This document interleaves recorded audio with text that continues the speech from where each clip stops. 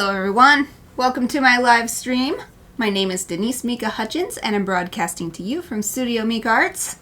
Our charity of the month is Farm Sanctuary, and there are two ways you can help me, help them, help the animals. One, just watch my stream this month, actually just the rest of this week because I'm taking Thanksgiving week off. And bring your friends because I'll be making a donation at the end of the month based on my unique viewers count. You can also donate to our Twitch fundraiser. Bigman2K awesomely donated the full $10 that we were aiming for, but we can also go higher. So donate if you can. You can also find a link to Farm Sanctuary in my description on Twitch if you'd just like to donate directly to them. So that's a little secret third way you can help.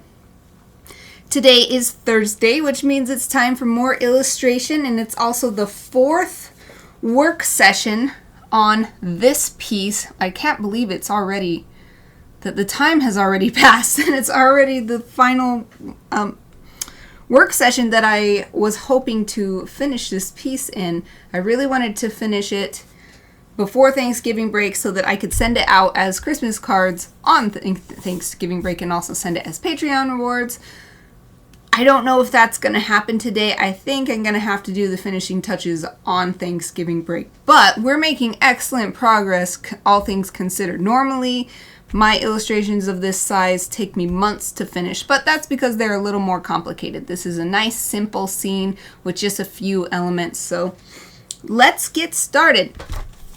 I already finished the feathers on both Sora and Kumo. These are my pet pigeons. We can either finish them up with their eyes, beaks, and their hats, or we could move on to something bigger. But I guess it would be nice to see them finished, even if I don't finish the rest of the scene. So let's do that. I've got a couple reference images. I completely forgot about getting them up on the stream. But I've got them up on my secondary monitor over here that I'm looking at, and so I can see what color their beaks are. And Sora's beak is actually the same color as the skin around her eyes. So this E04 is actually really close. Hold it up higher for you. This color is really close to what I'm seeing. So let's just go with that. For the sake of time, let's try to make the decisions a little bit faster than usual. I always like to hem and haw over it, but I want to be able to send these cards so that there's plenty of time for them to arrive and I don't feel stressed and pressed up against I forgot what the phrase is, but anyway, I don't want to feel pressed for time. There's a phrase I was going for. Pressed up against with my back against the wall. I think I was putting press for time and with my back against the wall. Anyway, I don't want any of that. I just want to enjoy creating and sending a beautiful Christmas card that has my signature style and all of my feelings of love and joy in it. Boom. Yeah, that is a perfect color. That's a perfect color for Sora. Should I do the same for Kumo? I feel like he actually has a bit more, I was almost going to say pinker, but it's just a little lighter in color, it feels like. But this E stands for earth tone on this. I don't feel like I'm seeing his beak color among here, so we're going to go to reds or maybe red violet. Red violet might be good. Like this shadow pink here. Hold it up for you. This looks more him to me. And it sort of makes sense because Sora has this warmer gray for her feathers and he has a cooler gray, so that's a cooler pink. And it is RV32. RV stands for red violet. RV32.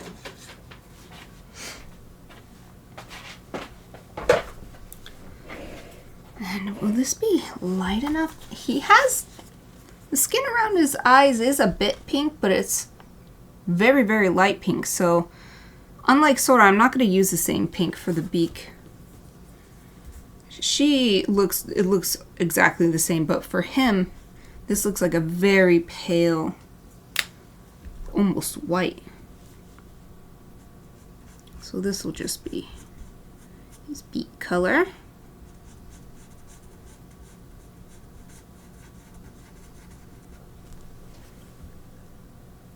And I'll do a few little dots up here.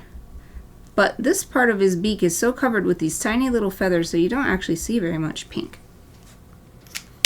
But by adding those pink dots in, it helps show this part is actually part of his beak, but it's covered in feathers. Alright, and as for the skin around his eyes, I think I'll just go up a couple steps here to this Red Violet 10. So this is what I use for the beak, and then I'll use this for his eyes. So RV10.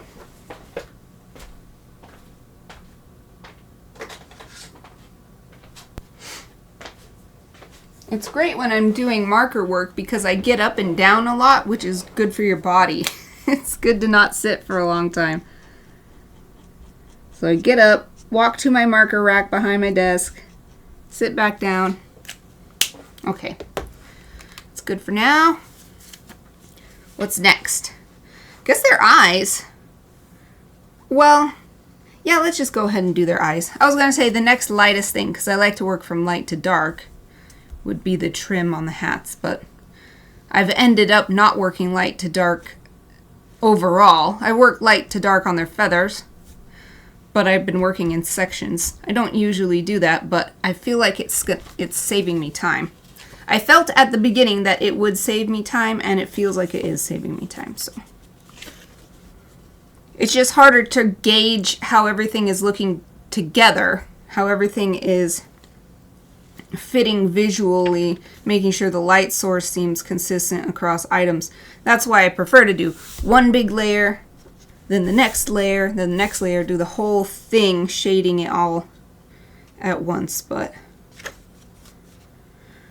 let's see. So Sora has an interesting iris. It's super white, but it's also kind of yellow.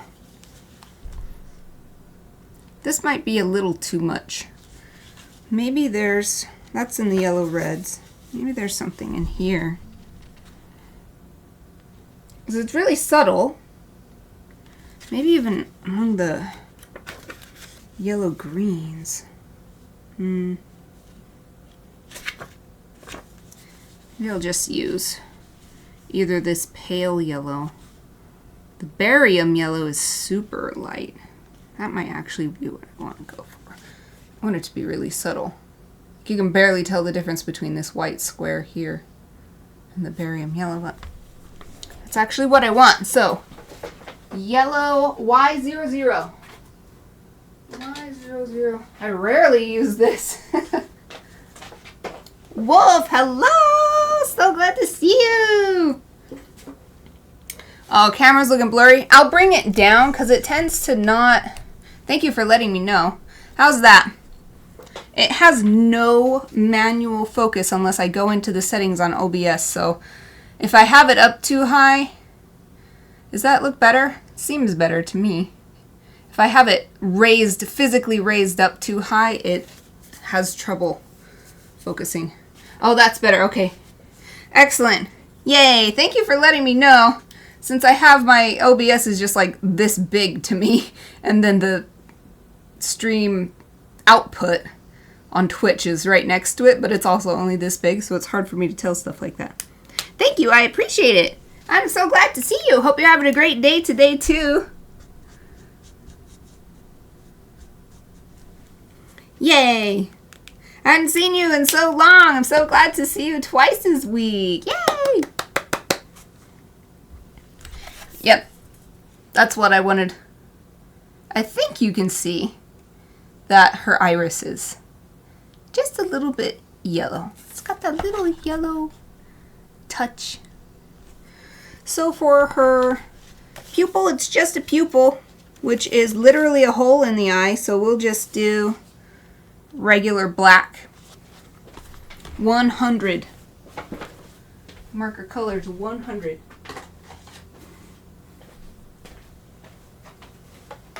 Another wonderful work day. I can't tell if that's sarcasm or not, but either way. I hope it is wonderful for you. Truly wonderful.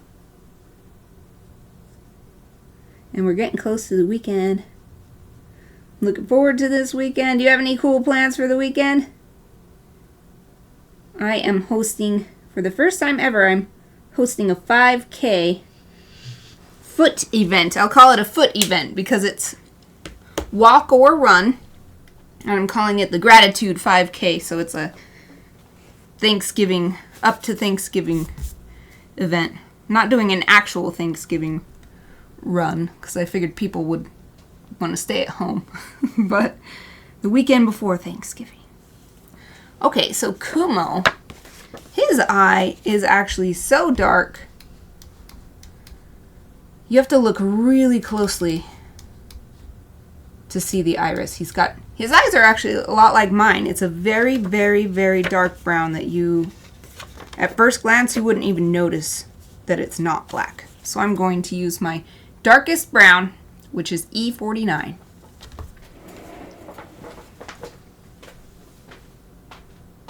E49.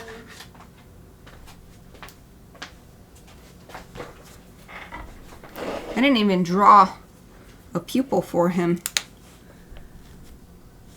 but I will indicate one now with the application of this. I'm going to show that he's looking at her. There. And we'll just use this same color, the 100 black, for his pupil. But I want to give the marker a second to dry. It's alcohol marker, so it does dry pretty fast, but it's good to give it a bit to dry completely when you're going to do a color right next to each other and you don't want them to blend, because if they're a tiny bit wet, they'll just merge a little bit at the edges and they'll get a little fuzzy. I want to keep a rather sharp edge there. So hopefully this little 30 seconds or something that I just took up will be enough, and now we will color in his pupil.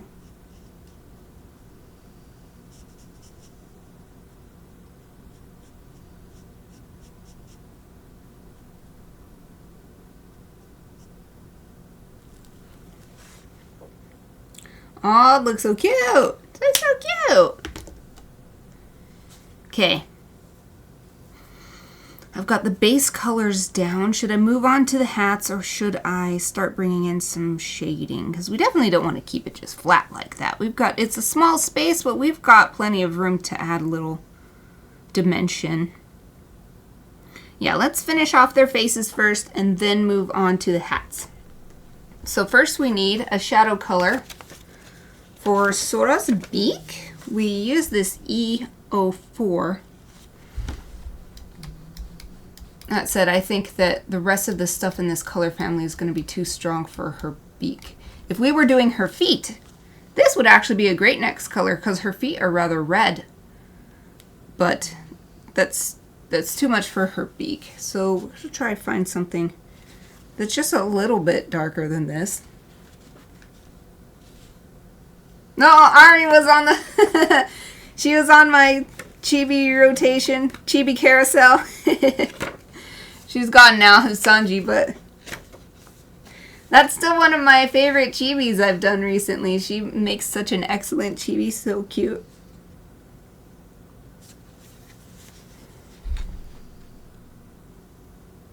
These might be a little bit too pigmented.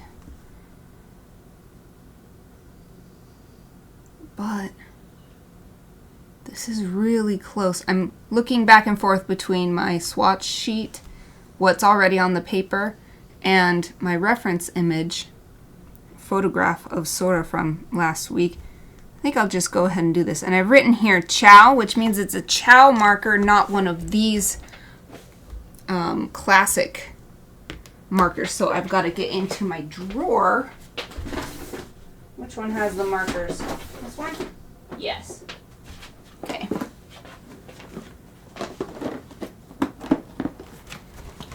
So chow markers are these round ones, I think.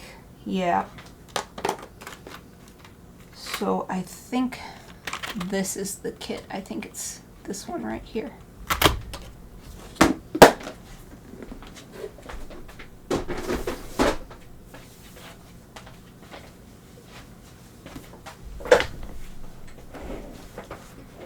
I haven't done a chibi in a while that I would add to a chibi caricature, basically.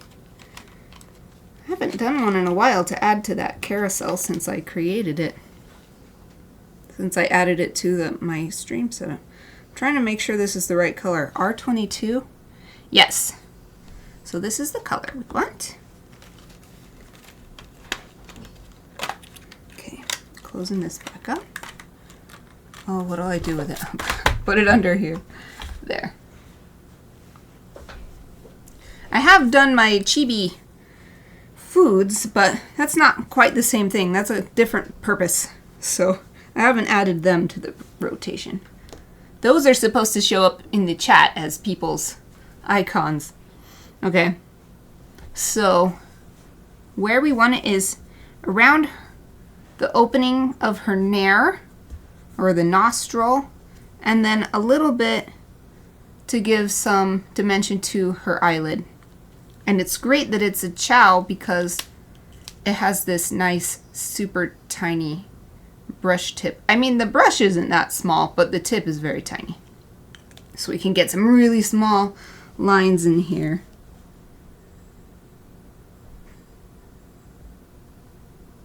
Way smaller than we can with the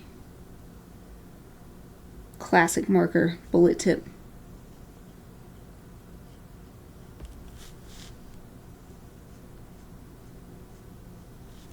We actually don't want to add too much. It's just a couple little lines I'm seeing.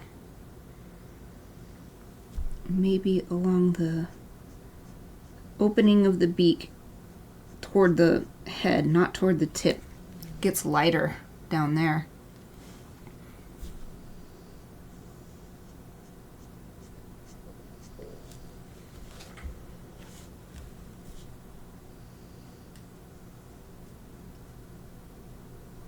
And I think what I'll do now is go back to the previous color that I used and add a little more shading just by layering the same color over itself.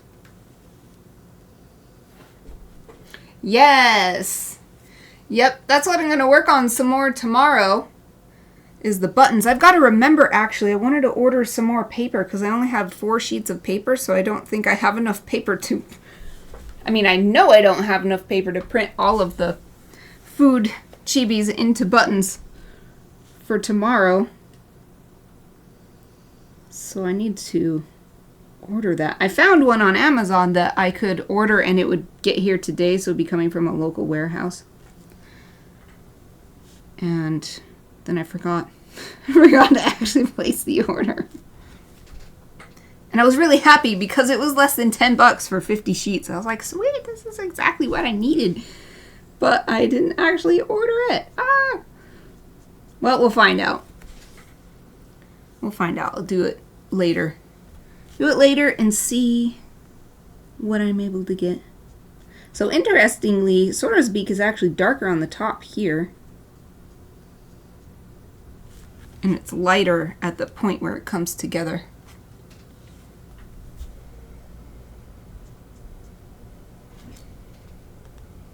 I'm actually pretty excited to sell my chibi food buttons. I'll put them on sale. I don't know if people will actually buy them, but put them available for purchase. On sale means something even different from that. And I'm going to be selling at the Vegan Winter Market in December, and also the art shop that I already have my postcards available in is doing a Black Friday sale. So I'm going to apply to sell my buttons, my postcards, of course, because they're already in the shop, and some greeting cards. And I'm thinking about doing some prints as well. So I'm just trying to expand what I do a little bit more, because trying to establish yourself online, originally it was like, oh, it's this wonderland where you can reach so many people or whatever, but when there's billions of people on the internet, actually your reach is so small because everybody else is trying to reach, and then it's just noise and nobody's reaching anybody.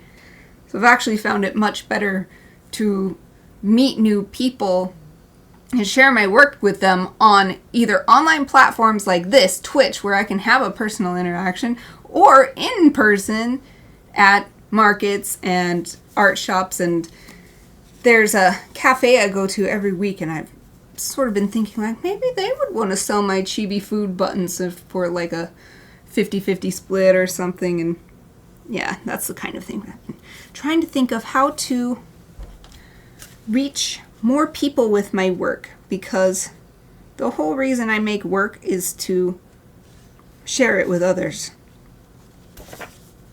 If other people didn't want to look at it, I wouldn't want to make it. And that might sound weird, but I think that that's whether people want to admit it or not, I think that's the truth for every artist. Every artist wants their work to be seen. They want to interact with people and connect with people through their creative efforts. So I'm excited because I haven't made buttons in a long time, and these ones are not fan art buttons. I used to mostly make fan art buttons, and then that always didn't sit right with me because it's not my character. It's not really my thing. I just made a derivative of it, you know. But these are mine. I made these cute characters myself. So, yep, I'm super excited. Alright, I'm trying to find a nice pink color to be the shadow for Kumo's beak, but it's hard because I chose such a light color that everything seems a little bit too much. But maybe I'll just go one step up to the neighboring color. It still feels like a big jump. Like, look at the difference. RV10, RV11. But I just flipped through this whole book, and that seems like the closest thing. So we'll just go for it. RV11.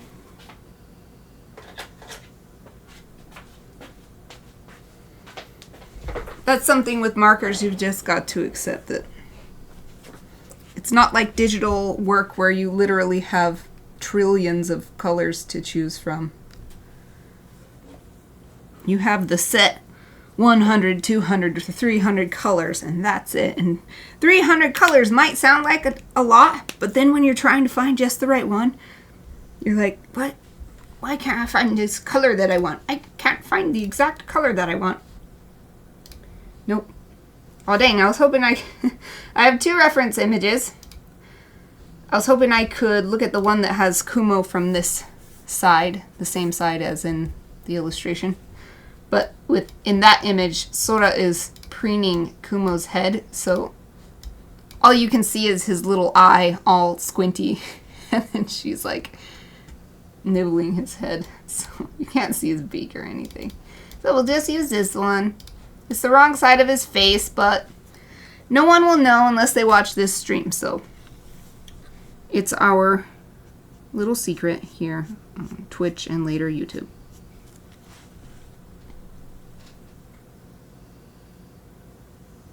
Oh yeah, that makes sense. What is your technique? How do you choose the colors you're going to work with? Yeah, I could see that could be so tough, actually. When you have the trillions of colors, how do you choose? How do you not go crazy and just have a million of each color and 50 different greens filling up your lawn that you're building your castle on, or whatever it is, you know? This marker is actually great. This is perfect. In fact, I feel like I'll actually need to go a little bit darker for a couple different areas, like right here where the feathers are coming up onto the beak.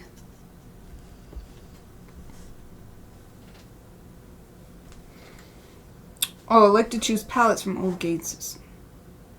What's AE Sprite? Or E Sprite? AE Sprite. That makes sense to choose them from the old game systems because they were limited by their bits. So they could only make so many colors just because that's why it's 8-bit and 16-bit. And their music was limited too because of that. And now it's just an aesthetic, but the music sounded like that back then because that's literally all it could do. Whatever, you know. I'm not judging it negatively, though. I love that aesthetic. I love the game aesthetic. Kumo's eye was this even lighter pink.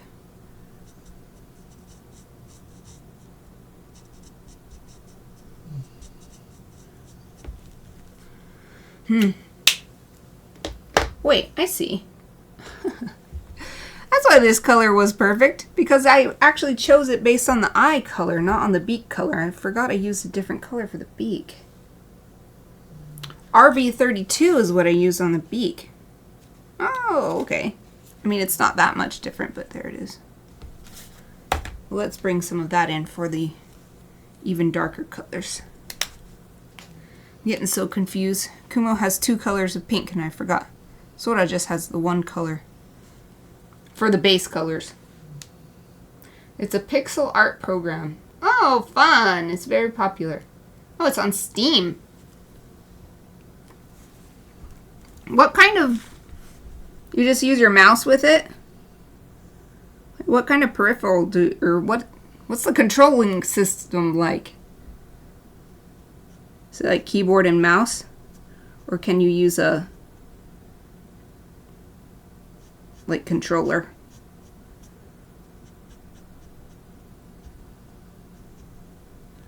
That sounds really fun, actually. I've always admired pixel art. It's so cute. I love Habitica. Habitica was the thing that I chose as my grateful post today. I've been posting every day on my personal Facebook things I'm grateful for because of Thanksgiving, things I'm thankful for. Today was Habitica, and Habitica has that aesthetic, pixel aesthetic. I don't know if you can hear it, but Aoife is snoring away.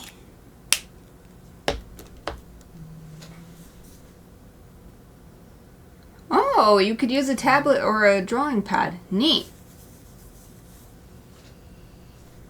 I've always wondered how people make their pixel art. Like, so, Wolf, do you make it pixel by pixel? Like, literally click pixel, click pixel. Or is it more like you zoomed out a little bit and you draw like this and the program fills in pixels based on what brush size you chose? Or maybe it's a little combo of both.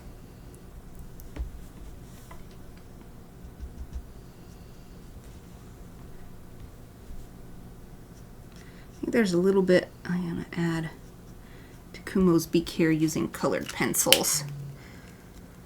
Just for the shading. There's a bit of grayness to it. I think it's just the shadow, and the same thing I'm seeing on Sora's beak too. So I will save that for colored pencils. So moving on. Oh, I didn't really add much shading to his eye here. So let's do that.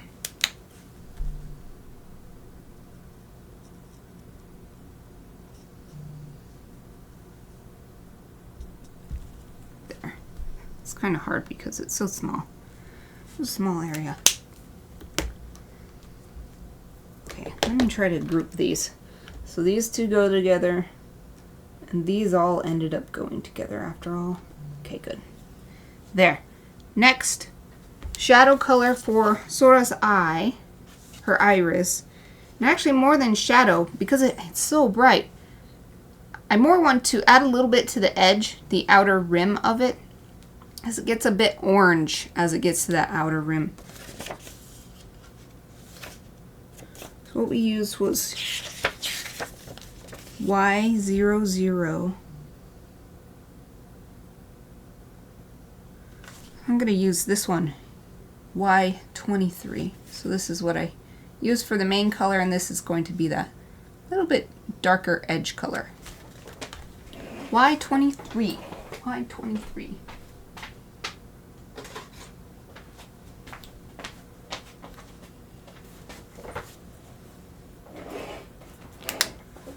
And I'm not even going to draw it across the page. I'm just going to tap for a little texture. That's it. That's it. Kumo's eye. It's as dark as it can be, but I will take the same color. It's the darkest brown it can be. I'm going to take that same brown and just tap to add a little shading to it using the same color.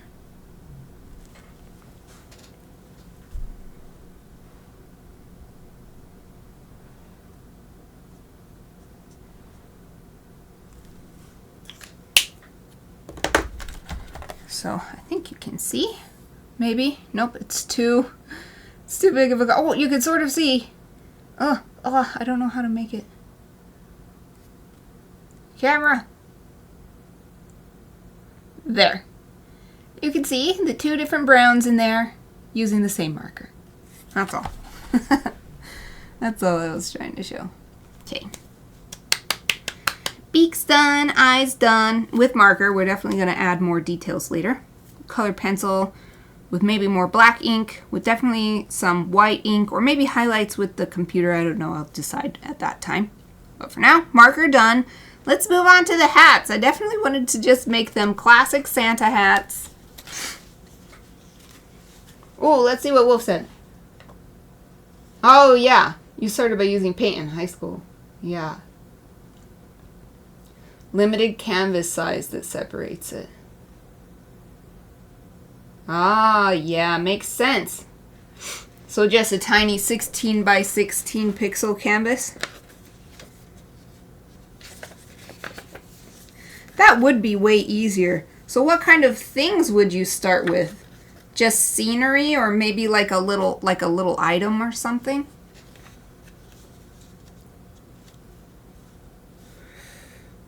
Right, red for the hats. Is red at the top of my thing, or is it at the bottom? Oh, here's the reds. Let's put on the reds. What's the classic Santa red? It's actually not on here. There's not a classic Santa red on here. So I think this is the closest right here. Yeah, this one it gets the closest, but it's still a little bit more violet. It tends a little bit more violet than what I would think for a Santa hat, but we'll just do this one. So let's start with the lightest one. I mean, we could start with this one, but I want it to be, so let me see. Yeah, let's just start with R24, and I'll get out all three of these colors that are next to each other, R24, 27, and 29. R24, 27, 29.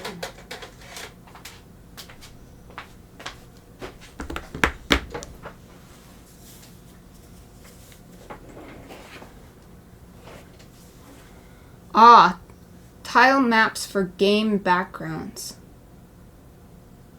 More than animals. Tile maps for game. Describe what a tile map is. I feel like I'd know it if I saw it. Tile map. Is it like something that you make one and then you fill in the background with it? So that it's like you make one background, it's got like a tree and a bit of mountain, but it fits with each other so that if you put a bunch of them, then it's like, oh, here's the whole background. Oh, okay. Neat. So I forgot, have you been working on that recently? I'm scrolling back up. Oh, you didn't say. Seamless tiles to be placed next to each other. Okay, good. I'm glad that I understood. If you ever want to share any, either in the chat or in the Discord, I would love to see what you've worked on before. Like I said, I love pixel art. Okay, just filling in these hats. I filled in that small area, but now I'm going to switch to the big side so we just fill this in faster. Holy crap, this thing has been leaking like crazy. Well, I'll try to fill this in. And then I'm going to get a towel or something and... Wow. I wonder what happened.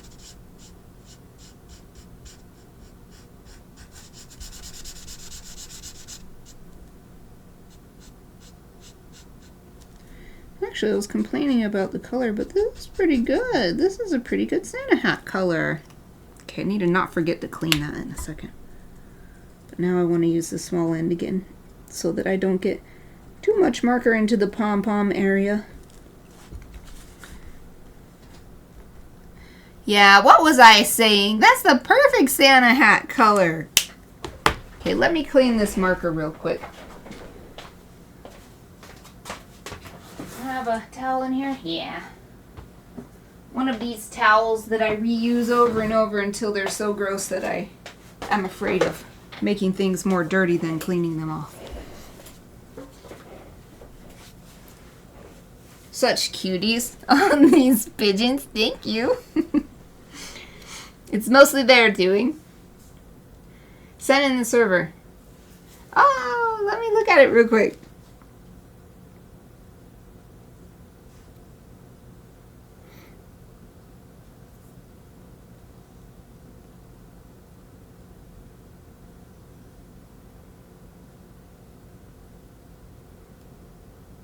I'm doing it on my phone. It's easier on my phone.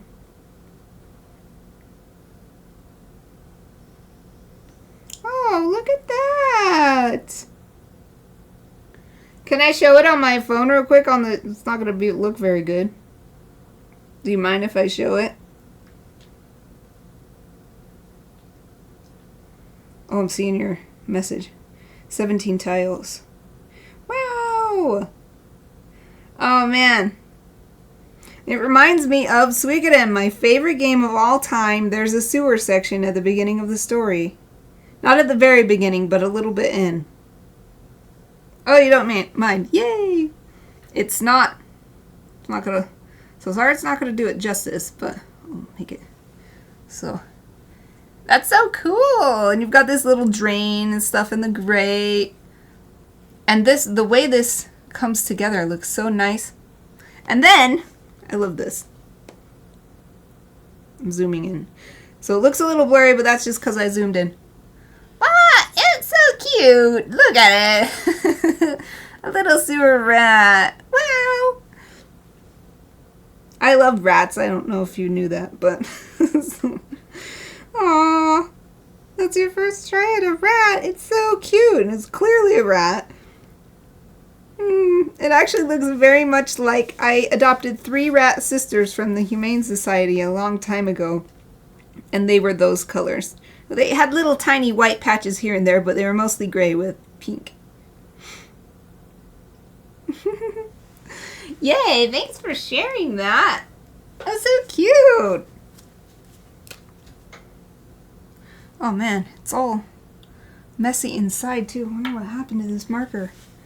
Well, we're going to clean this off because I don't want to accidentally get it on my hands or then on the page. It is just... It's pulling the towel apart. Hopefully this is good. I'm going to have to clean it up later with some rubbing alcohol. But at least that big piece of gook is off of there. Clean it up properly later. Okay. Wow. I don't know why that happens sometimes, some of my markers. Oh, I didn't even see the part of your message. It said it was from a game you were making with your friends. How did that end up? Did you finish the game? What kind of game was it? Was it a Ninja Turtles game? That's what I think. If you put sewer with rat in pixel art, I'm thinking Ninja Turtles.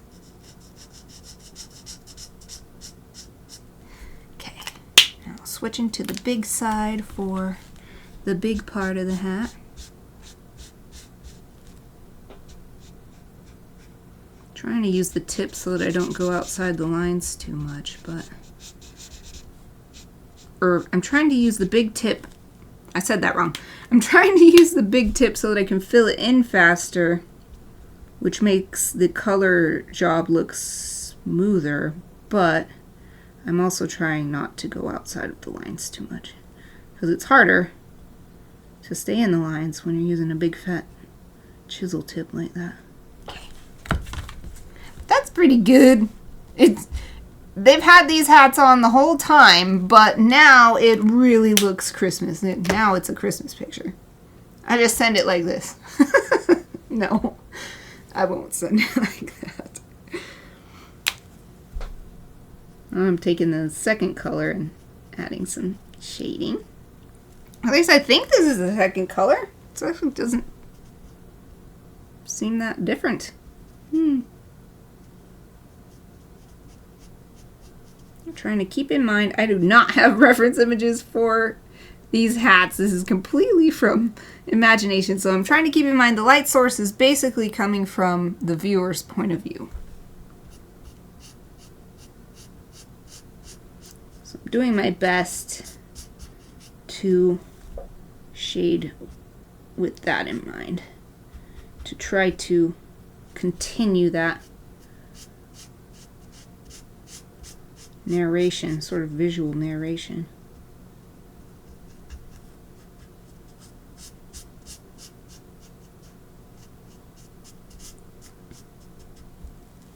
I actually think I'll add a little bit more. Being a little conservative there, but let's really bring the shadow up here.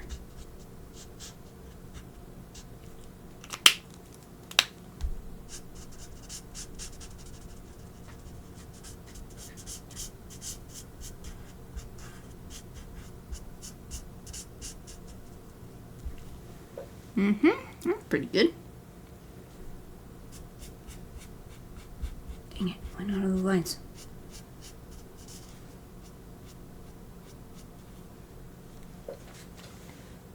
Oh, it never really got anywhere. Satirical RPG. Interesting. Ah.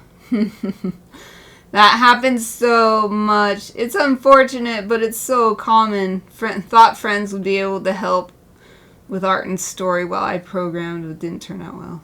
It's all good. Oh, that's good. That's good. Yeah, sometimes that just happens, and it's more of a fun experience than worrying about any sort of outcome. 'Cause yeah, you did learn some cool stuff. Do you make any other pixel art anymore? Or has that also sort of gone with the project?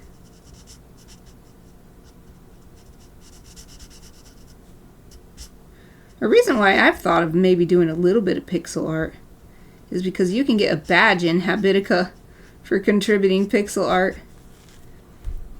Like either, because they're always coming up with new stuff, so they will have new pets that you can get. So you need pixel art for that. And the pets can be fed until they grow up, and then they grow up into mounts so that you can ride on them. And so you need separate pixel art for the mounts, and then there's always new equipment being released. So pixel art for the new equipment, and then every once in a while a new quest comes out, and that has a whole big like monster. Usually it's usually a boss, some sort of boss. So I've always thought about that, but I just don't have time, even though I want the achievement on Habitica. Made a lot of games in high school. Oh, that's cool. What the heck? That's so awesome. A pair of Vans a friend made for me that have my art and code on them. Man, that's unique too. Oh, yeah. Well, the nice thing is, it's always there. It's always waiting for you. So, Hopefully one day you can get back into it. But since it seems like something that you just want to do for fun, it should also be something that you do for fun and not because you feel like you need to get back to it, you know. It takes the fun away if you make it a chore. And even if you never get back to it, you still have those awesome experiences, those awesome shoes, all the memories, good times with your friends.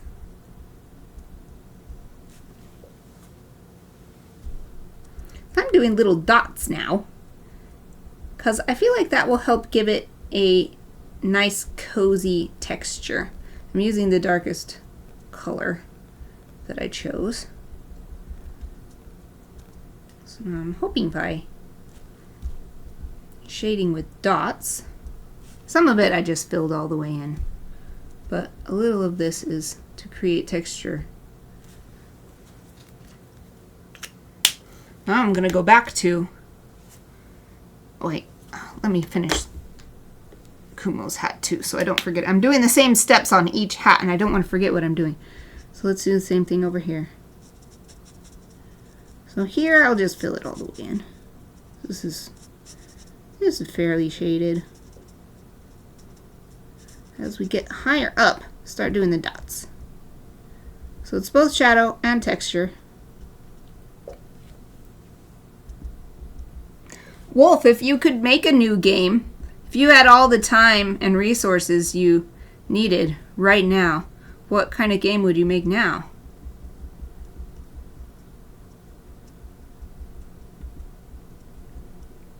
I don't know what kind of game I'd make. Honestly, I would like a farming game that's like Harvest Moon, but none of the stuff that sort of uses little fairy magic to make it okay to send your cows away and stuff. And they're like, oh, don't worry, the cows just go to the fairyland. And you know that that's not what actually happens. And I'm like, yeah, right. So I would like a farming game that just doesn't have any of that. Like, it could be a farm sanctuary game. I think that would be fun. That's the kind of game I would want to make. So you're still caring for animals and raising your friendship level with them, and you get to brush them and take care of the babies and all that fun stuff that I love from Harvest Moon. And they're all super cute, really super cute designs, character designs. But none of that ridiculous, oh, let's just send them off to the fairyland so that you can get better quality milk or whatever. Oh, you'd rather make a board game. Interesting. What are you thinking for your board game? Would you want to make art for it? I love this conversation. I'm way into this. This is really fun. Thanks for the great conversation, Wolf. So I'm just tapping on here. By the way, talking about what I'm actually doing on the stream, I'm just tapping more dots. Creating the nice, soft, cozy Santa hat texture. And I'm using the lightest color right now. Tapping within the lightest color areas. A deck builder. Yeah. I think in general, games, whatever kind of game it is, I prefer games that are co-op rather than competition. So there's a book that I read last year, and it completely changed my life, and it's called The Courage to be Disliked. And it's based on Adlerian psychology with a classical Greek philosophy twist. One of the things it teaches is that competition is actually not that great. We are often taught like, oh, competition is healthy, competition helps you grow and all this stuff. But in competition, there's always a loser. And so I agreed with the book when it said, I avoid competition. And I found that my life is much better when I avoid competition too. I don't want to compete with people. I want to work together with people. I don't want to leave anyone behind. I want to move forward together. So even in gaming, I prefer it. That said, Mario Party is still one of my favorite games ever. Every time I play it with my siblings, win or lose, and I often lose, except for Mario Party Jamboree just came out, and I've played it twice, and I won both times, so that's incredible.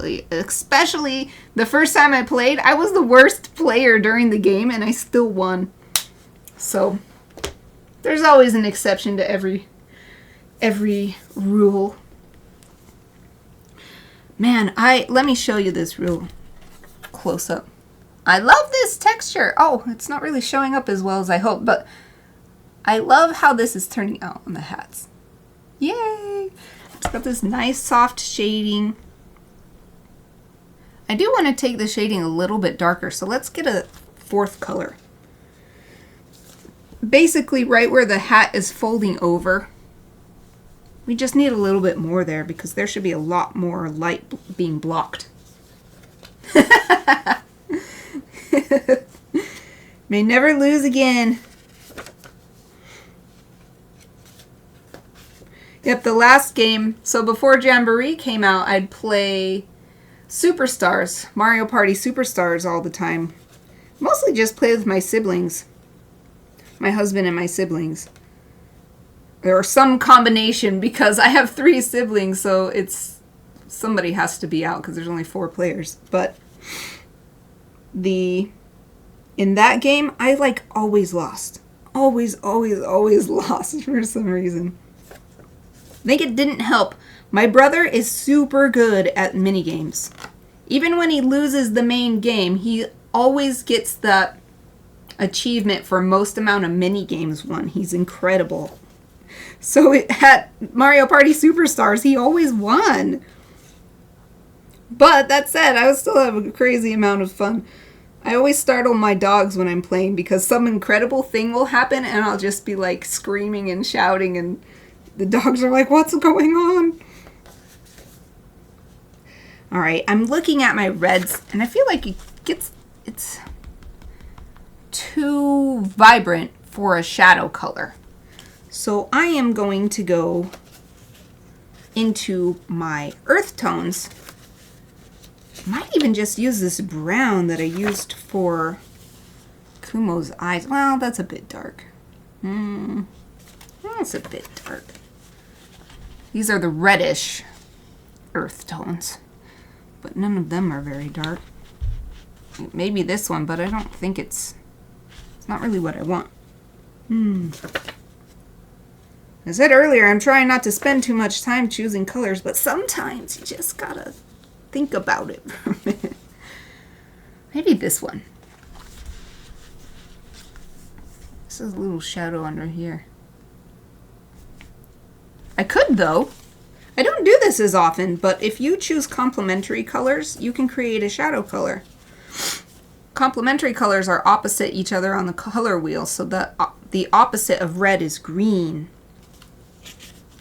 So maybe if I choose a dark green to be shadow in here, we can get a lively shadow color. Oh, hold on.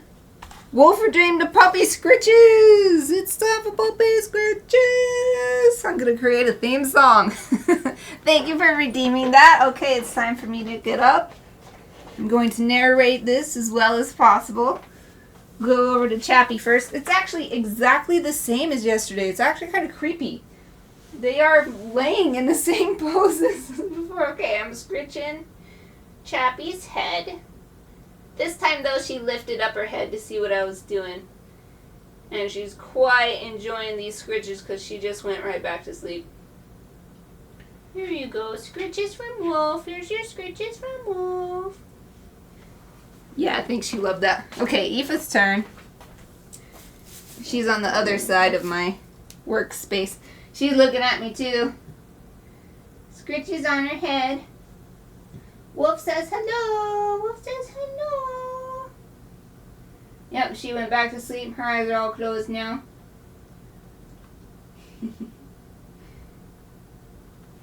She's doing her, I don't know what to call it. She breathes harder when she's enjoying something. So, like when you're giving her a massage or something, or whatever she likes, she'll go just really, really sighing, and that's what she was doing when I was scratching her. So thank you from the puppies. They got the little midstream scritches. That's so fun. Thank you for redeeming that. Oh, I forgot. I was going to choose a green. See if we can get a lively shadow color without it being too vibrant. So hopefully this will work out. I'm really liking this G28 right here. Let's try that. Since it's such a small space, even if it doesn't work out how I thought, it's not going to be the end of the world. Of course, nothing would be the end of the world, but especially since I scanned these lines in already, so really, worst case scenario, I've got a copy. And even if something really horrible happened and my PC died, I've got cloud backup service, so it's all good. Let's try it. Putting the green in here as a shadow color. Just in this darkest area. And I'm doing little dots on it too to keep that texture going. Oh, that looks pretty good. Yay, let's do it over here too.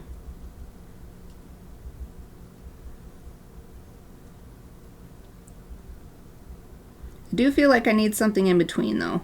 This is as dark as I wanted, but now that I'm seeing it, I need a little transition.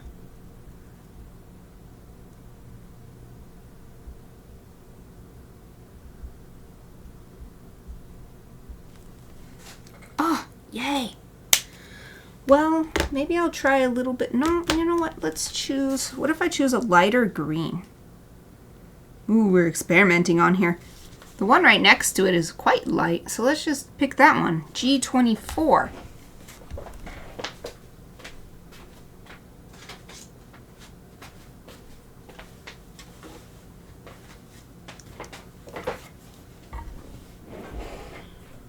Man, this looks so Christmassy now that it's just got the little tiny spaces of red. The whole image changes. Oh wow, this actually is a little too light. It doesn't really show up. Well, now that I've applied it, I'm going to... I mean, it does make a difference, but it's not as much of a difference as I expected. So very, very subtle. Well, now it's on there. All right, let's just go back to the darkest red that we were using. Let's layer that on some more. Be transition color. Tap it onto the green as well to have the mix. It's really fun because markers do mix on the page like paint, but not like paint. They do their own unique thing. And sometimes you can add too much marker and it's just sort of gray and washed out because the paper can't hold any more. Maybe this is what I needed though. Just a little bit of layering of this darkest color.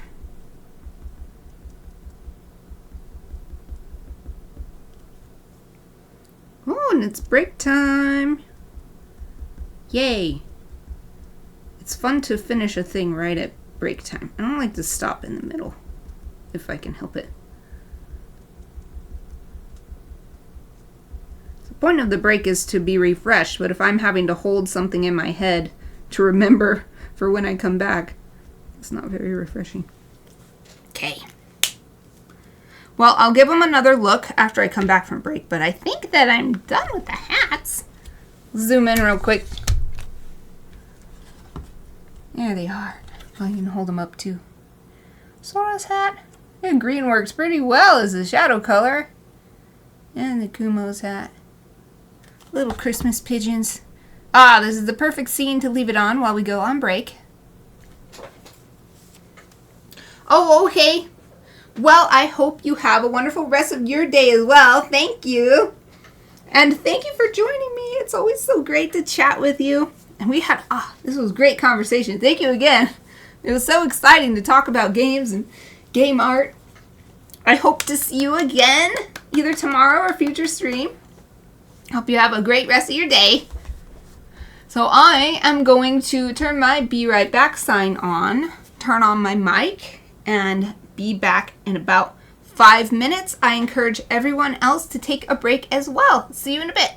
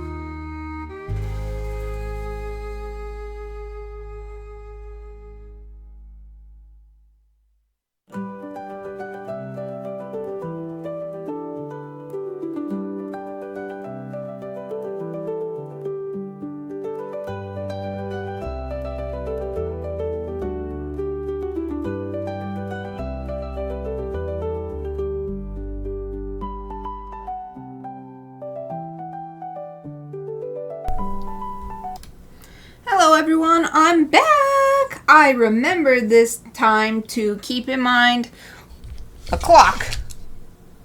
So I have not finished my delicious yellow golden kiwi snack. I'm gonna set it over here and I will finish it after the stream. Because these golden kiwis are so good. I really wanted to have one again today, and when I finished washing and slicing it, I was like, dang it, my break is already almost over. So I ate like 2/3 of one, and then the other one is waiting for me. So that'll be my after stream snack. I'm gonna make sure my fingers are dry. So washing the kiwis made my hands wet. So I think they're still a little bit damp, but I think it'll be okay, because these are the fingers that hold the marker anyway, so they won't be on the page. So let's bring this back down in and resume work on, let's see, my camera is a little sideways. There we go. Resume work on this piece. So let's see. Right. I was working on the hats. I think that looks pretty good. I'm going to look at OBS while I hold this up. Maybe I could do a little bit more, but I think I'll save it for colored pencils.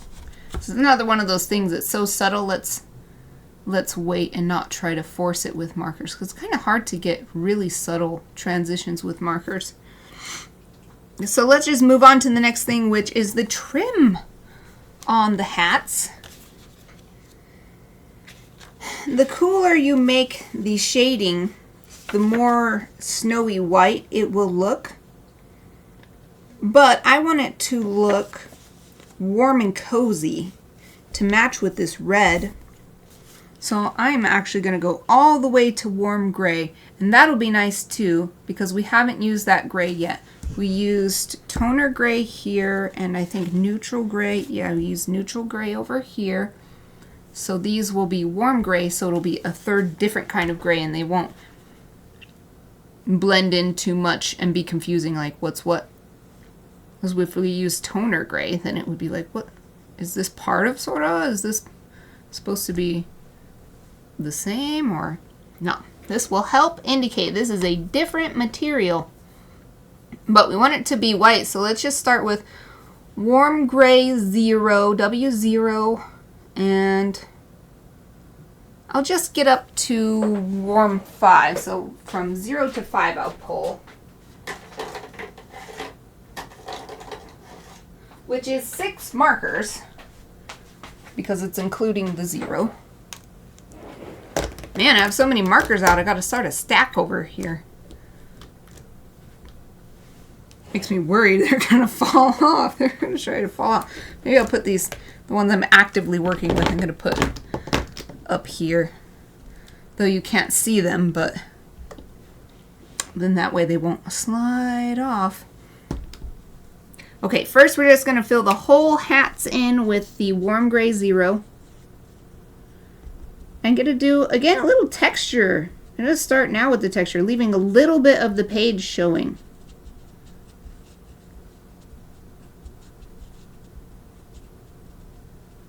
Keeping in mind my light source.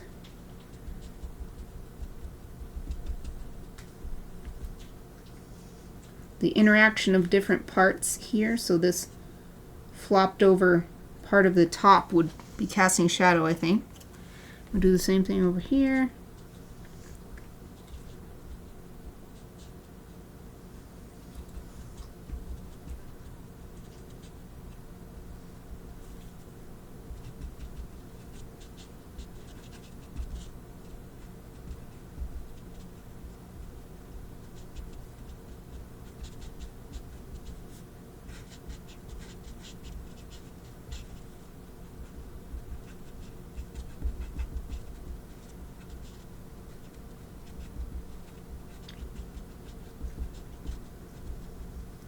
Just realized I've never really had this tertiary camera very well positioned Sorry about that. At least it's a very small part of the stream, so hopefully it wasn't disappointing to have that all weirdly angled. Okay, first layer done. We're just going to keep building layers. And I'll already, so I did this first layer using the chisel tip, but I already go down to the smaller bullet tip. So I want to keep this subtle. And I'm going to start doing swirl motions instead of dots because I want it to be slightly different looking from the hat part, the main part of the hat, if possible. Just trying to create a different texture.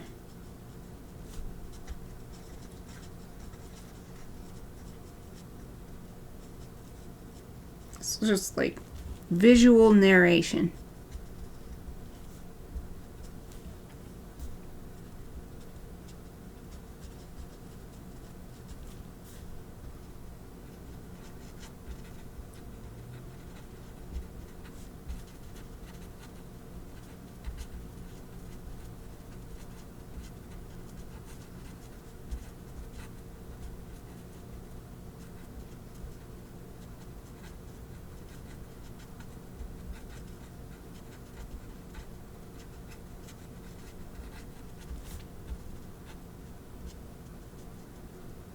Some of the shading, I'm not thinking so much about the light source as about giving it a sense of weight. Sometimes you can just use shadow to give weight and make it seem like gravity is pulling on it by showing shadow being at the bottom. Because, at least this is my explanation about why that works, we live on the earth where gravity comes from the middle of the earth, from underneath us, and light comes from above the earth, from the sun. And so that's why lighter things are lighter. Brighter things are lighter. Okay, I figured out how to explain. I think if that didn't make sense, then I guess I didn't figure it out. But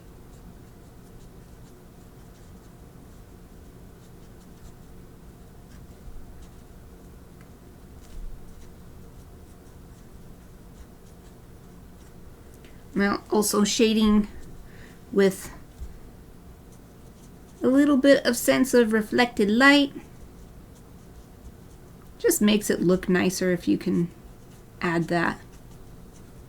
So pretty much everything will have a bit of reflected light if it's in a lighted environment.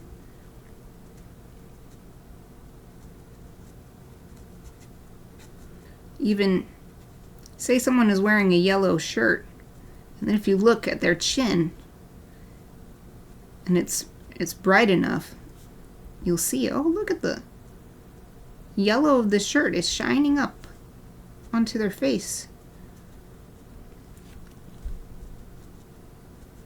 So it's nice if you can remember that kind of thing. I don't always remember that. There's so much going on in my illustrations. But when I can remember, I feel like that's me always improving, always growing, adding a little bit more each time.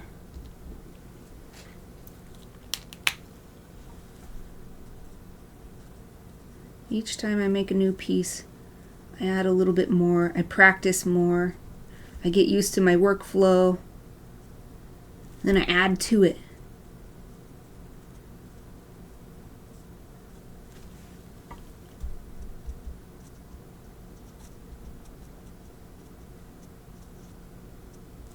This is looking really good if I do say so myself. I love shading stuff like this. Really textured stuff. It's so forgiving. And it's light color. Light color is easier to shade. With markers, at least. With markers and watercolor, light colored things are much easier to shade. Let me get a drink of water. I was having such a great conversation during the first half of the stream that my throat is all crackly.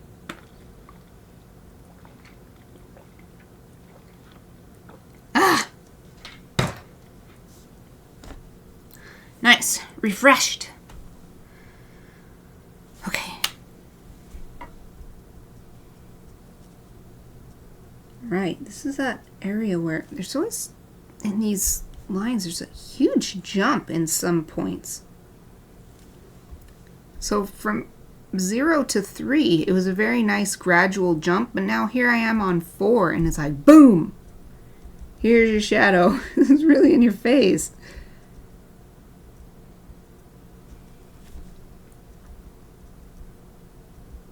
I don't think I'm going to use the 5.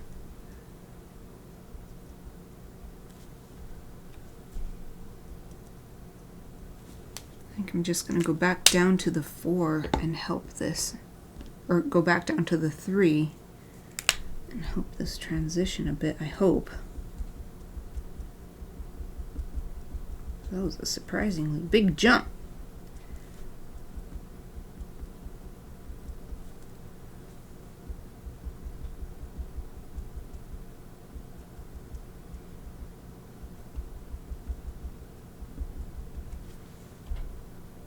Oh, it's so nice. It started raining outside again. It was raining when I woke up. Rain is my fave, my absolute #1 fave. And then by the time I looked outside again a couple hours later, the sun was out. And I was like, no, it was supposed to be cloudy all day. It was supposed to be rainy all day. But this is southern Idaho. It's always like this, always dry. But I'm happy again because the clouds came back. They heard me whining, and they covered up the sun and started raining again. So I'm all happy again.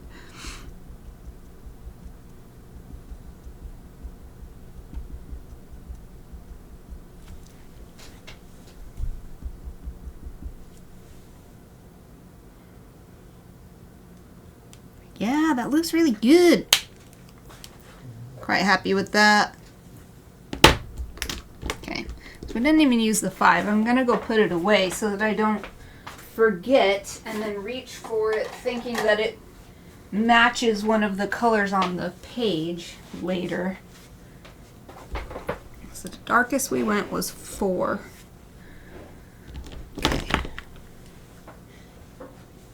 Okay, Aoife, gotta be careful now. Aoife is laying so that if I'm not careful, I might run her paw over with my chair. So I'm gonna be really careful about where I scoot. Okay. What do we want to work on next? The hats are looking so great. Actually, now that I have done the hats, well, I guess I could save it for colored pencils. So this is the problem, the reason why I was saying earlier, I usually like to color everything flat color, then one layer of shadow, everything. Then the next layer of shadow, everything. Because what I'm experiencing now, so saving some time by just doing the whole thing, but I feel like the shading on the hat is not really matching the shading on their faces. But that's something that we can address when we move on to colored pencils. So let's just leave that and move on to the next thing, which is actually the environment. I could move on to the nest first, or I could move on to all these holly sprigs. I guess let's do the nest. I should put a bunch of these markers away. There's so many markers out.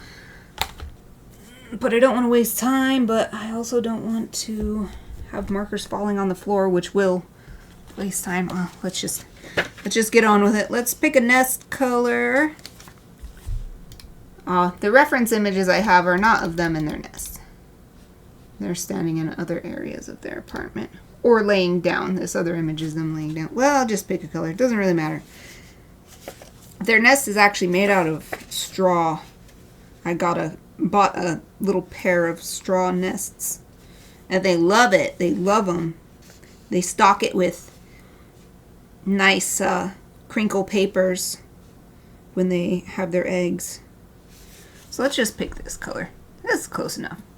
It's E53, this one right here. I guess I'll just go ahead and get the other colors next to it out and just use those. So it's E53, 55, and 57. E53, 5, and 7. We just go for it. We're trying to aim for a quick completion of this piece. This is going to be fun. It's going to be a little more relaxing to color this because it's not the main star of the show. So if I do a little color here or there that I didn't mean to or something like that, it's not going to be the first thing that people notice. Two, it's got all these lines, and that is great for coloring with markers because then you don't notice as much the lines from the markers where the markers dry. This marker is pretty dry too though. I think I'm gonna, well, again, trying to save time, I'm just gonna see if I can use the chisel tip if that's a little, yeah, that's a little more saturated. Well, the coloring's gonna be a little less precise, but it'll also go faster and it's more vibrant because this tip is more saturated with ink.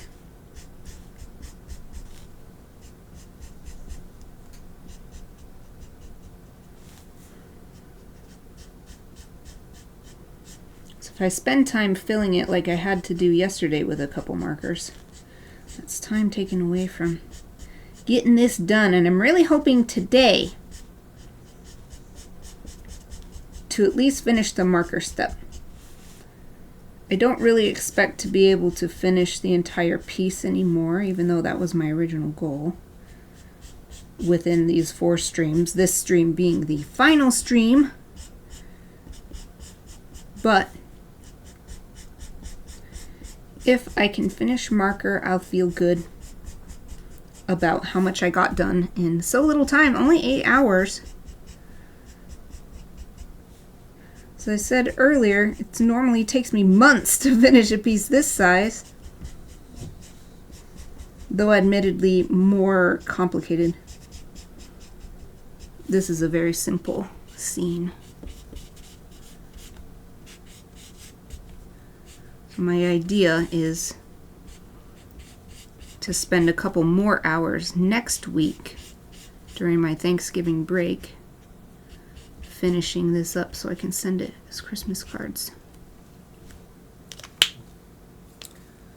Man, it's so small. I want to use the tiny end, but it's so dry, and these areas I really want to use the tiny end. The chisel tip, not the chisel tip, the bullet tip.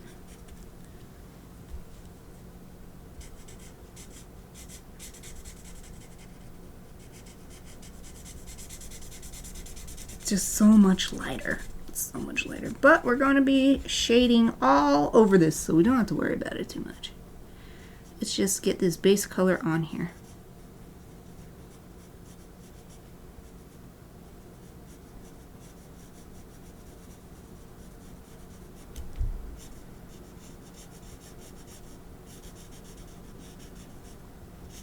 I love seeing the raindrops on my window.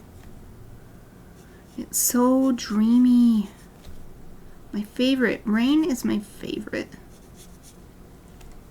I'm always super excited for snow too.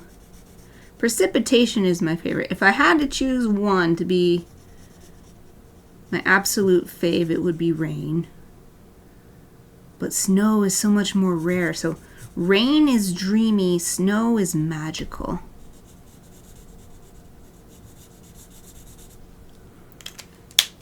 There's one little patch left. Tackle it with the chisel tip. It'll go nice and fast.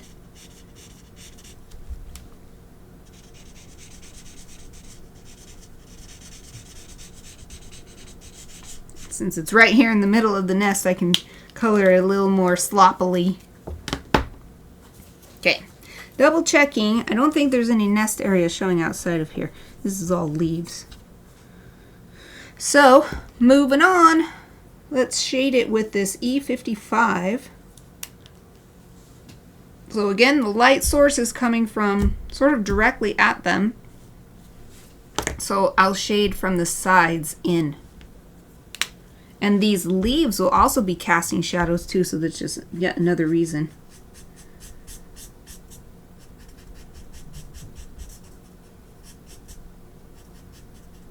This marker's feeling a bit dry too. Not as dry as the one I was just using, but a little bit.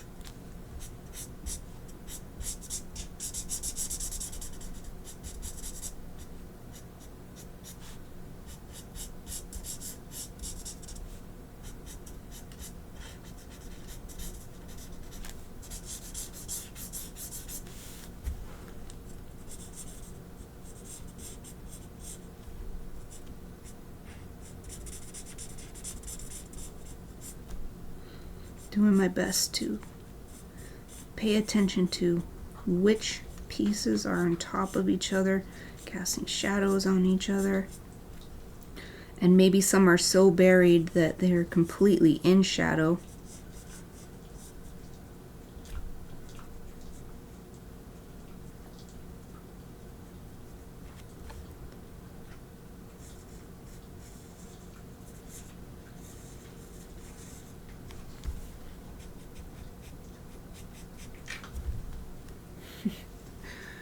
I don't know if you can hear that. Chappie was licking her foot or something very loudly. Then she did a loud, sloppy yawn, and now she's laid back down.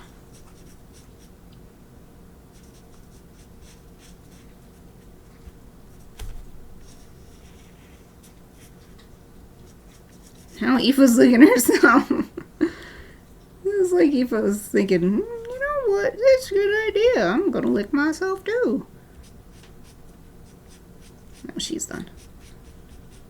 Or I thought she's done. She's not done.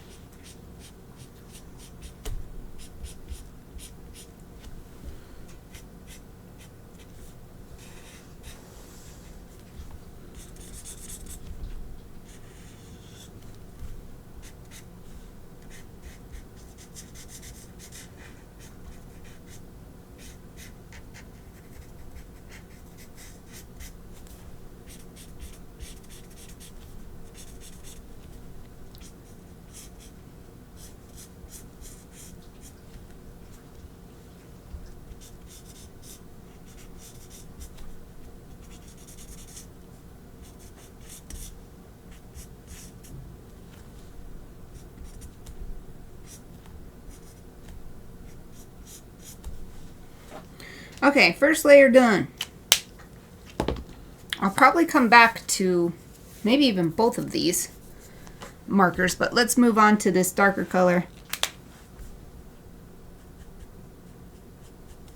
So I've got to be even more precise. I did do that last round a little sloppy, just trying to hurry,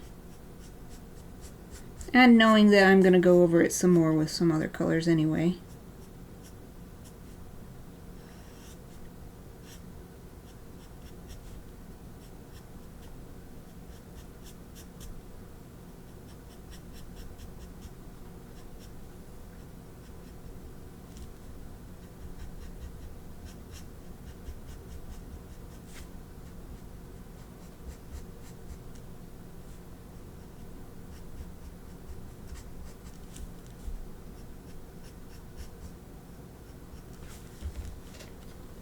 It's looking good. Looking more and more dimensional. three-dimensional.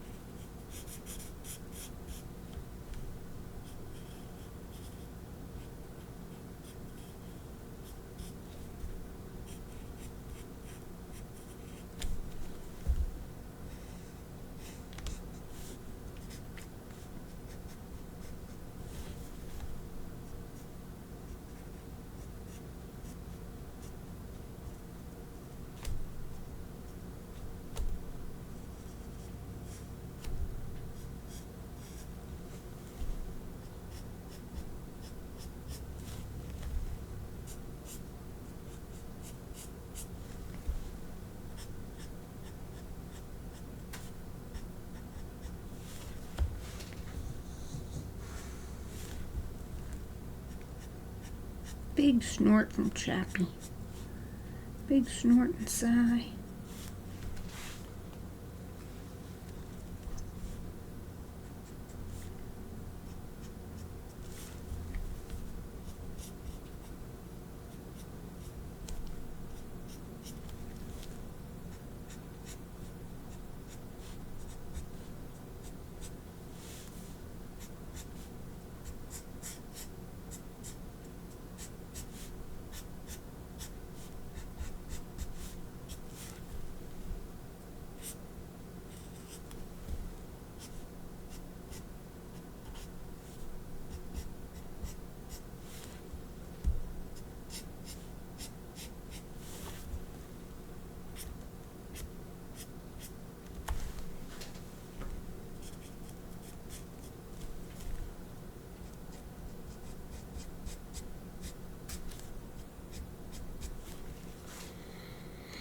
Okay.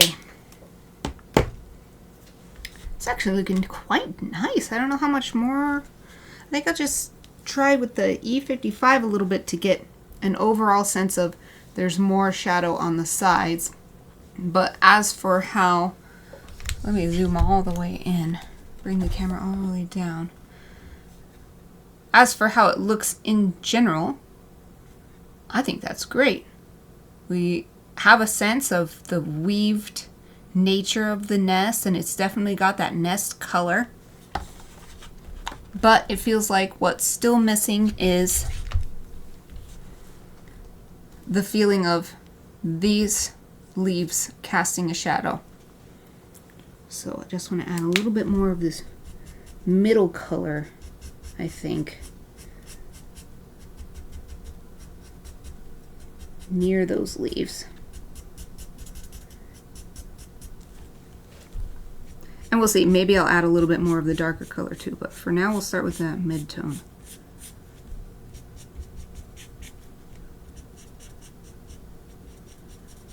It's almost a vignette effect that I'm trying to get.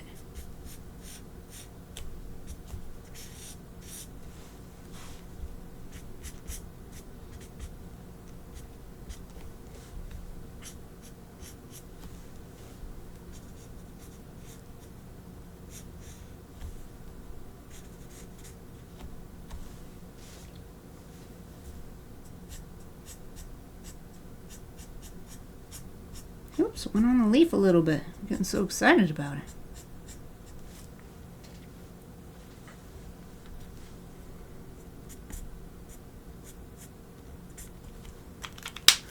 Actually, I am going to go back to the lightest color. So right here, there's this little random super bright area. It doesn't make sense. It's one little spot that's way brighter than everything else. Let's tone that down a little bit.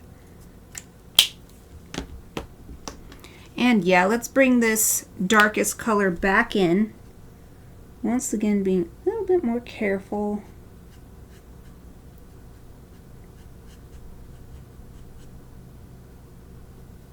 Really drive home that it's darkest over here where the holly leaves are casting shadow. And then that also helps the holly leaves live in the same environment by showing that they're interacting with something else in the environment, then they come together and live in the same space.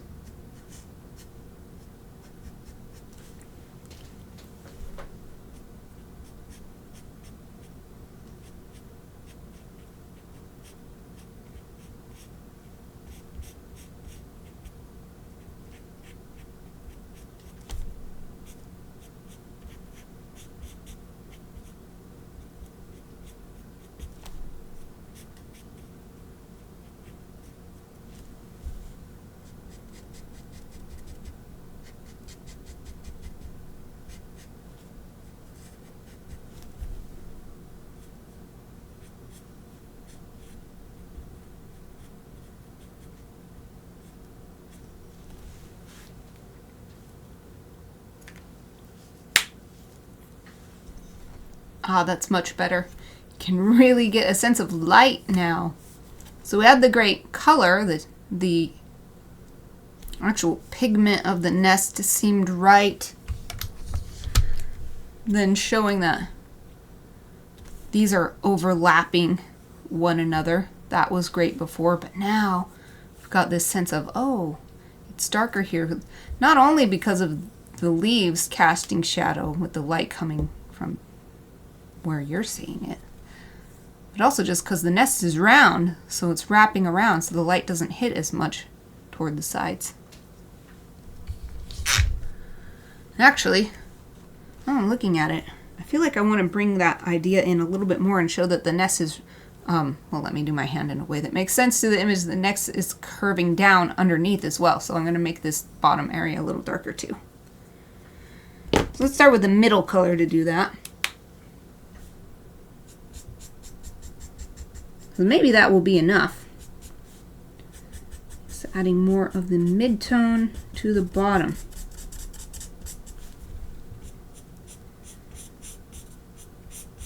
Help it look like it's curving under instead of just being flat.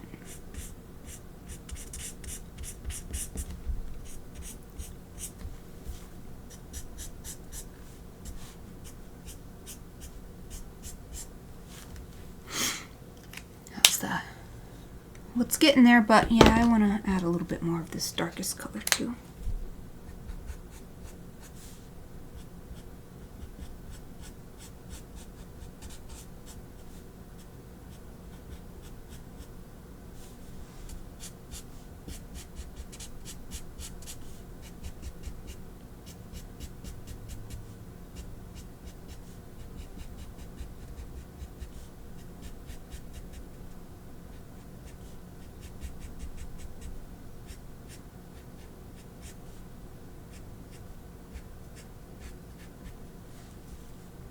Over here as well.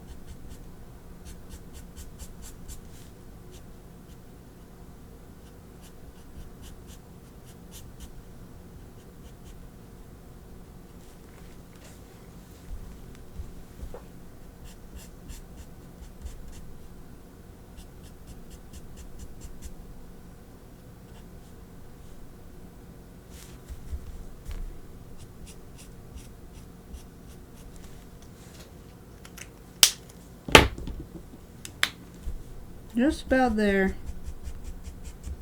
Adding hatching as well, not just shading in straight lines. Hatching can add texture, but it can also be a more soft transition between colors.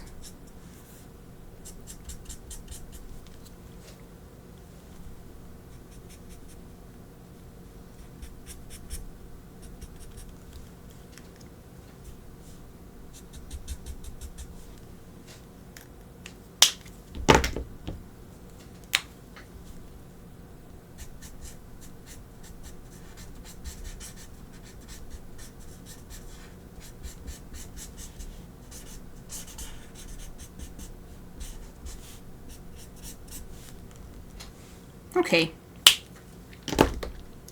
that looks good. Let's call that good. The nest is done. Yay! And we still have a little over 15 minutes. Actually, I said the nest is done, but we do have these little stuffing in the nest. I was thinking of making it Christmas colors, but the problem with that is look at how much attention is drawn by this red hat. It's super attention grabbing. So instead of doing something just as attention grabbing, because we don't really need attention being brought down here. We want attention on their faces. That's what we humans like, is faces. So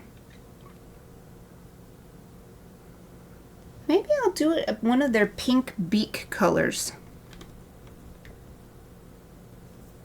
I feel like that might be subtle enough. So it could still be colorful, especially once all these green and then the red berries. So I'll just try making it. Plus, that's a pretty accurate to life. It's a much brighter pink, but the little paper strips they've got right now are a nice pink color. Like a really vibrant pink.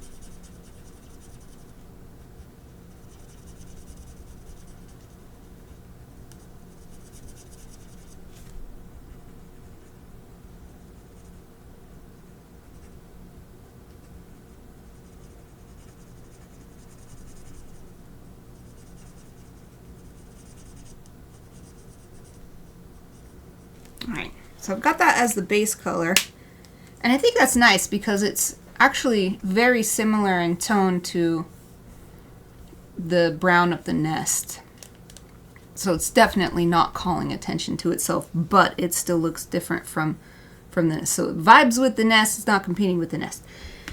But I don't want it to look like it's the same as her beak. I use the same base color. So instead of the shadow colors I used up here, I am going to pick something else.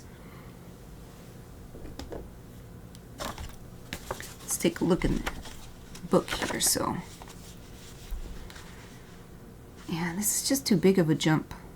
The color that comes right after it in the swatch book is this really red earth tone. And it's just, that's too much. So let's just go to the actual reds. Maybe we can find something a little bit more subtle to be a shadow color, or I could just go into the browns, into the other earth tones that aren't the red ones. Because there's a red earth tone, a sort of in the middle earth tone, and then a yellow earth tone group.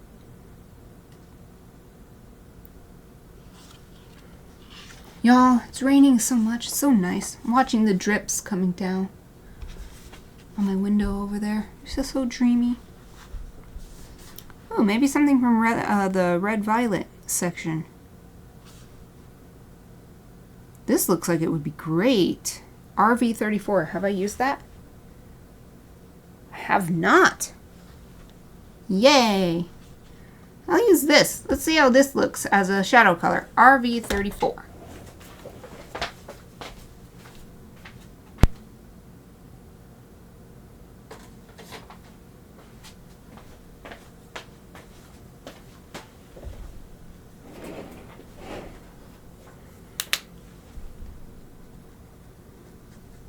So over here, I think it'll almost all be in shadow. Sort of sitting on it, and the leaves are casting shadow on it. And there's so little of it sticking up out of the nest anyway, so I'll mostly color it in with that color. And over here, sticking out a lot more So I'll leave more catching a lot of light. And try to use this as a way to show some differences between like different strips, or at least that it's not flat, that there's a lot of things happening here, overlapping or coming in and out. Let's get a sense of depth.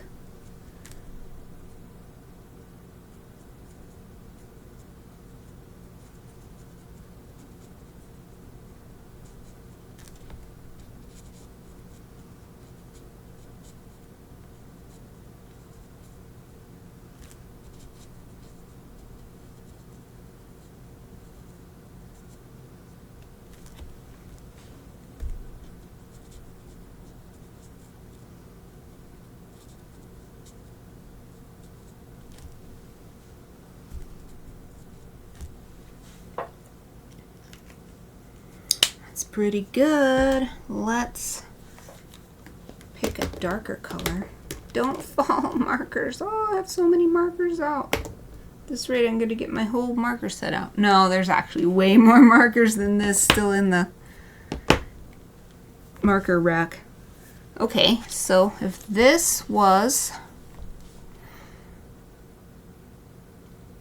our first shadow color, the rest of these seem too vibrant, so maybe we can go back. These are too dark. Let's go back to the earth tones, those red earth tones. Maybe there's one that'll work now that I have a middle color.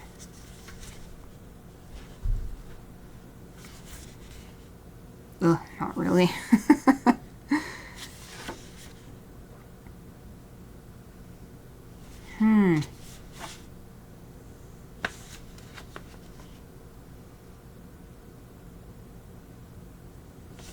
Could go back into the greens, do the same trick I did on the hats. I don't think anyone would guess that this was originally green here that I added on top. So it just looks, actually almost looks blue mixed with the red. But we don't want to choose something super dark like this because this pink is still very, very light, so we'd want a light green to go with it to mix and be a shadow color. Oh, 10 minutes. 10 minutes left in the stream. Actually, isn't this one that I used earlier, G24? It is. Let's try it. We'll do just a little bit over here and see what that's like.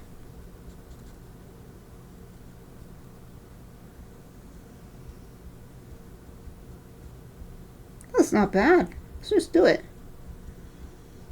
We can add more later. We could also add more with colored pencils once we get onto that step.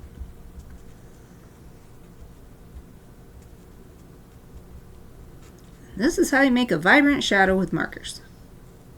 Mix the complementary colors. And then if someone looks really close, they'll be like, wait a minute, that's green in there. 'Cause this you can actually see. You can see the green pigment in amongst the pink.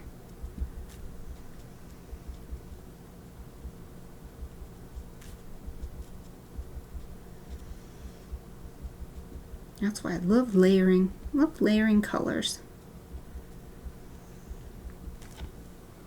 It is also fun to make a piece, you know, say you have only 4 colors, and then you do a landscape. I've done this before, and you can really surprise yourself when you mix those colors, how many different hues you can create. And no one would guess that you limited yourself to those 4 colors. But for me, with mixing colors, I love having as many different colors as possible and then mixing those. And coming back to what I was talking about earlier, how it still doesn't, you have 300 markers and it still doesn't feel like enough because you can't find just that perfect color.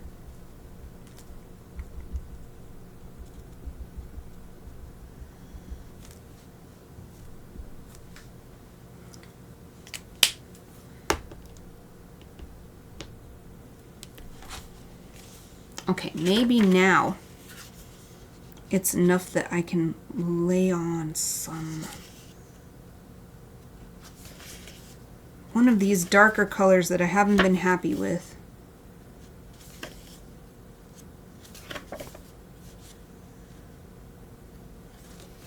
So I definitely need to create a little bit more of that shadow feeling from the sides. Again, it's looking really flat across the board.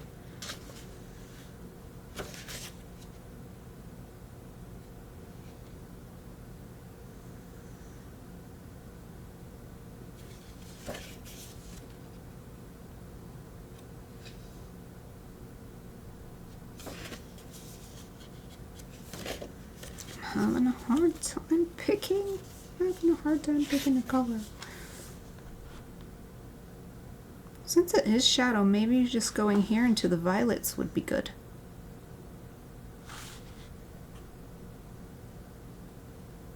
Shadows look best when they're cooler. Let's try V15.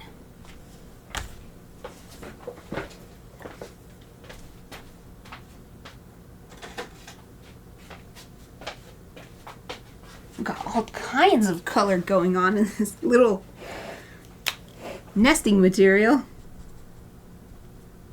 Oh, this isn't enough. I'm actually gonna go up a step that's looks almost exactly the same as what I've already got.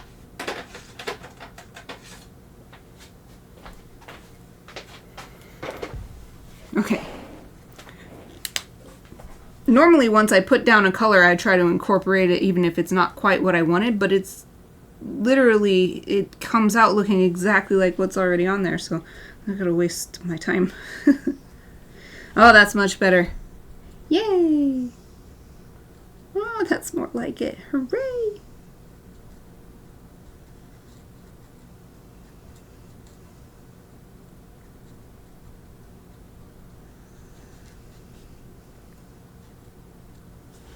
So, for that vignette effect, I'm mostly going to color in over here.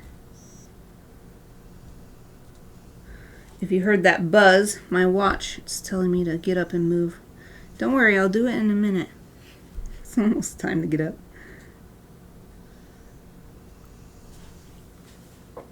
Okay, that's good.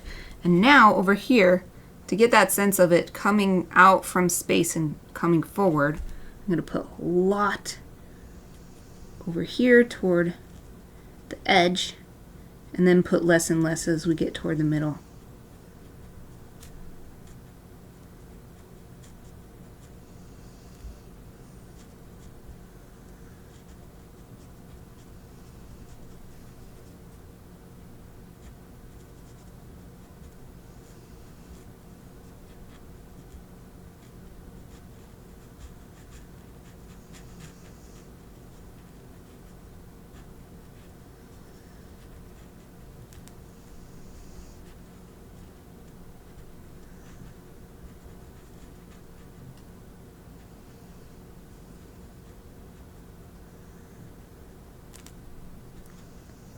We're getting closer to the middle part, so less and less shadow here.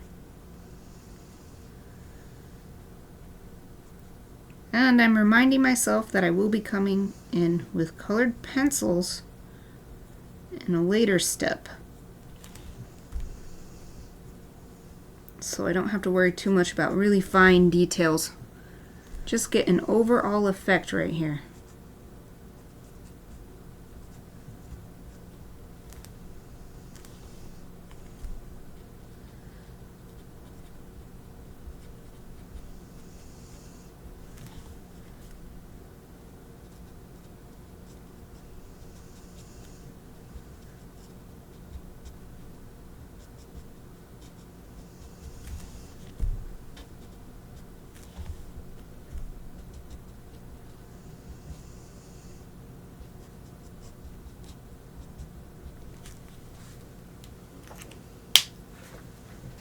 Okay, let's call the bedding good.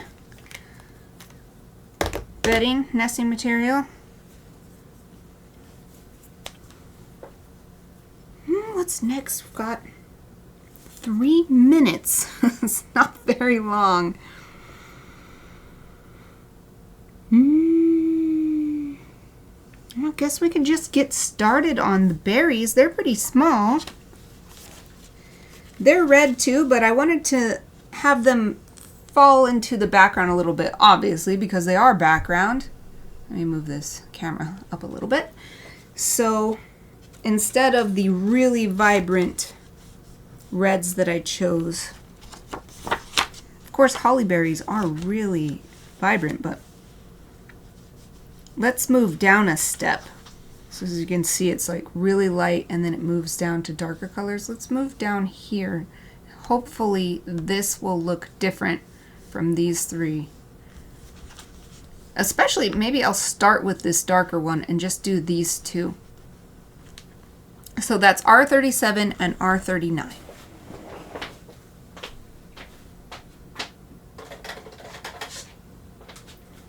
Seeing if we can get the berries done in 2 minutes.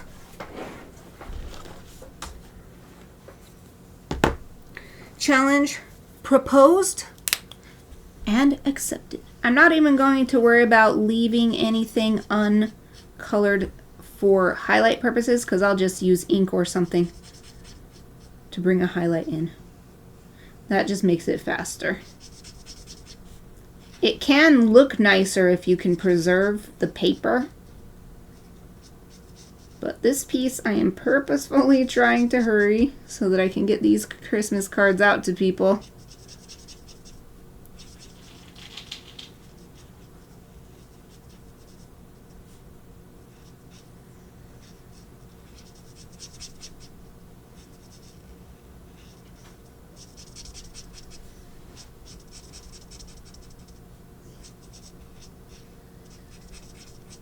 I'm thinking I'll probably just be able to get 1 layer of color on here. So not able to finish the whole piece in 4 streams. 8 hours is not enough. But considering I took from nothing, I had to do my brainstorming too. I didn't do my brainstorming off stream. I do everything on stream now. Really helps me focus.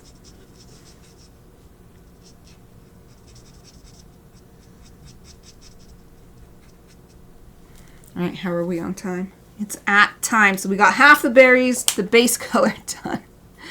I'm going to put a note in my margin here. Actually, maybe I'll just leave it out. Yeah. So I want to come back to this next week. I won't be streaming, but I want to finish this even if I have to do it off stream, just so that I can get it done before all the holiday craziness starts next month. The holiday craziness is already starting, but I also want this to be November Patreon rewards, and they'll probably arrive in December. So get them sent out. But this is what we were able to achieve so far. So the rest I'll do off stream. Or who knows, maybe I'll just do a special stream if I'm going to work on it anyway. Maybe I'll just stream next week, but it won't be at any scheduled time. I'll just pop on when I'm ready to work on it.